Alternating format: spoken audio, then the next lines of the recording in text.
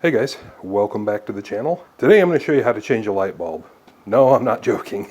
Obviously it's not going to be that straightforward. It's these higher light bulbs in my garage. The garage has about a 9-foot ceiling, which isn't all that high. And to be honest, I have a step stool I could probably use, but I've always kind of wanted to try one of these bulb changer kits, so I bought one. This one is made by those guys. I think it's a Torre? I don't know. But I'll link it in the description below if you want to go check it out. If you are unfamiliar with these, the idea is you get this long pole, which is extendable, and I think this one extends to like 12 or 15 feet or something, so quite a lot. And then you get a whole bunch of different attachments you can put on the end of it to grab different kinds of light bulbs. There's a suction cup in there, which is good because we're going to need that. There's a big one for floodlights.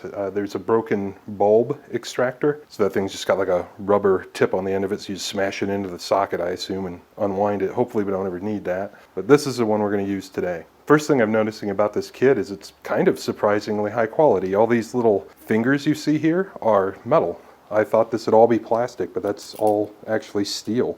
It's got a plastic collar down at the end, and the top of the wand it comes with itself is also plastic, so I imagine these are safe to use while it's energized, but the pole is aluminum. You got to be careful there. I am just going to turn the lights off. It's a nice sunny day and the garage door's open so I can actually see what I'm doing, and we'll give it a shot. What I'm mostly concerned about is the lights I'm replacing are CFLs, so they're not round, they're those goofy spiral kind, so I really don't know how this guy's going to want to go over a CFL or if it's going to try and break it or rain glass down in my face and everything else. So I'm going to put some eye protection on before I try this, and then we'll give it a shot. And these ends just thread onto that wand, and then there's a thumb screw to actually tighten it up. There's some early reviews of this thing on Amazon where people have complained and said they had to add their own, because if you don't have anything in here, you'll just unscrew the end instead of the bulb. And since then, the company has apparently fixed that. And once we actually lock these extension collars, it won't want to rotate anymore. And that is our fender, that god-awful CFL up there. So I'm going to get this thing all extendified and get it locked down, which isn't a big deal. You just turn the collars against each other. We're going to slip it on after I put that eye protection on we just talked about. So now we're just going to slip it over it, hopefully see if it will take it out without shattering it, or at all. Huh. Can't tell if it's actually turning it or not. I think so. Boy, it feels sketchy. Collar just unlocked on me. Yeah, we're gonna have to pull this guy off. Yeah, it's not really doing anything. Let me see if I can jam it on up higher.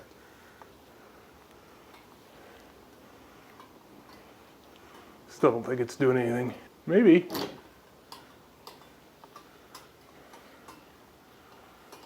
I think it's coming. Yeah, since I'm wearing my eye protection, guys, I don't have my glasses on, so I can't see what's actually happening up there.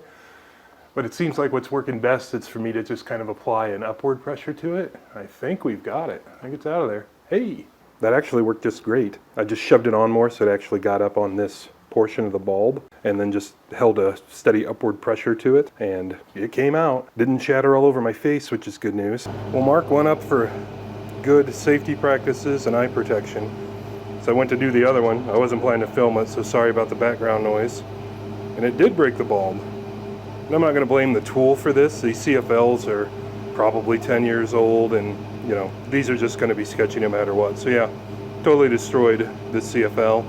So make sure you wear your safety goggles. One thing I did discover with this pole is that you don't actually seem to turn these collars.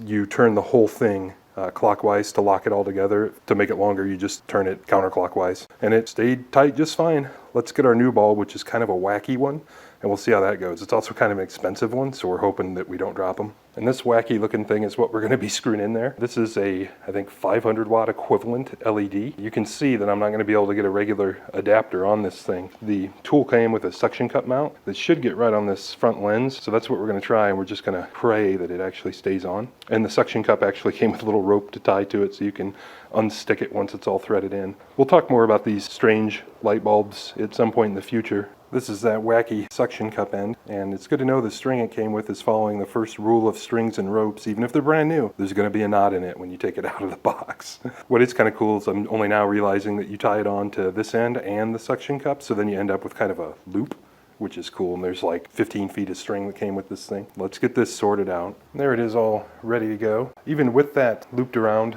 double like that, that is easily still I think probably 9 or 10 feet of string. So it comes with plenty of string, and of course you wouldn't have to tie it off to both things if you didn't want to. I just think that's going to be handy for me in the long run, so I did. Let's give this a shot and hope we don't drop a fairly expensive LED on the floor and blow it into 1,000 pieces. And I admit, I'm tempted to lick the end of this suction cup before I slap this on, but we shouldn't have to do that, right? Feels like it's on there pretty good. Let's hope for the best. Let's also not step on the string, because that would screw up everything.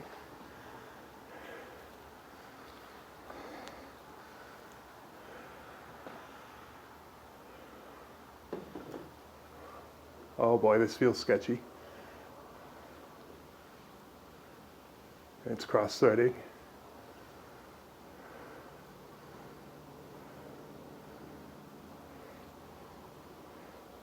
Yeah, this suction cup mount is really odd to get started. Oh, she's tight. All right, let's see if we can release it. Okay.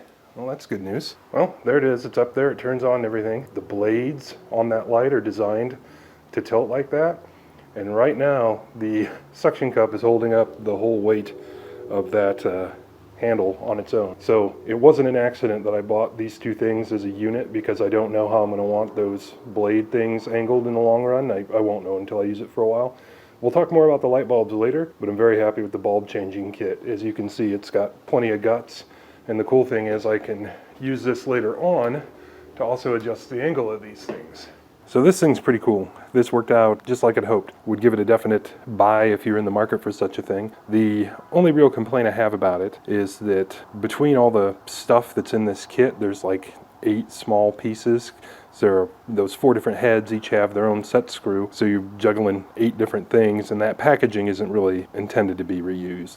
I would have been happy to pay another few bucks for like some sort of a case or something to keep all this crap in, because this stuff's all going to get lost almost immediately. So what I'm probably going to end up doing is just putting all this stuff in a Ziploc bag, and then like zip tying the Ziploc bag to this stick, and then it will be hanging out in the basement until the next time I need it or whatever. Otherwise, pretty cool thing. Did exactly what I wanted. Can't say anything bad about it. I don't typically like to review necessarily like brand new tools, but something like this, it's either going to work the first time or not, and I'm probably going to use it maybe 20 times in my whole life. So if it were to break 15 years from now, who cares? You're not going to be able to buy it then anyway. As always, guys, really appreciate you stopping in, and we'll catch you on the next one.